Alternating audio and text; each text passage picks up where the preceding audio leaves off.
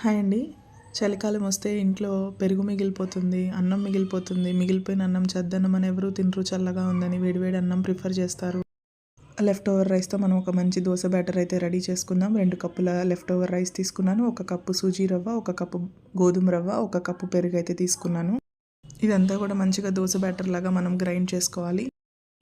ఈ బ్యాటర్ ఒక బౌల్లోకి తీసుకొని 15 మినిట్స్ పక్కన పెట్టేసుకోవాలి. 15 మినిట్స్ తర్వాత చూస్తే బ్యాటర్ మంచిగా నానిపోయి ఉంటుంది.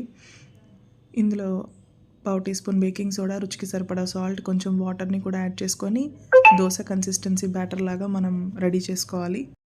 ఇప్పుడు దోశలు వేసుకోవడానికి మన బ్యాటర్ అయితే రెడీ అయిపోయింది.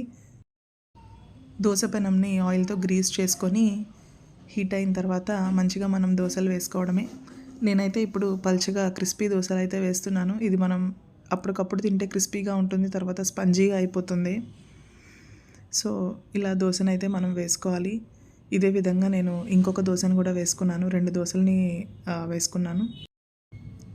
వీటితోనే నేను ఒక స్పంజీ దోశ కూడా వేశాను. స్పంజీ దోశ కొంచెం మందంగా వేసుకుంటే మంచిగా స్పంజీగా వస్తుంది. ఇందులో మనం క్రిస్పీగా వేసుకోవచ్చు, స్పంజీ దోశలు కూడా వేసుకోవచ్చు అన్నదానికి నేను ఇవి 2 టైప్స్ ఆఫ్ దోశలు వేసి చూపించాను. ఇప్పుడు మా పాపకి టెడ్డీ బేర్ దోశ అడిగింది. సో టెడ్డీ బేర్ దోశను కూడా నేను పల్చగా క్రిస్పీగా వేశాను.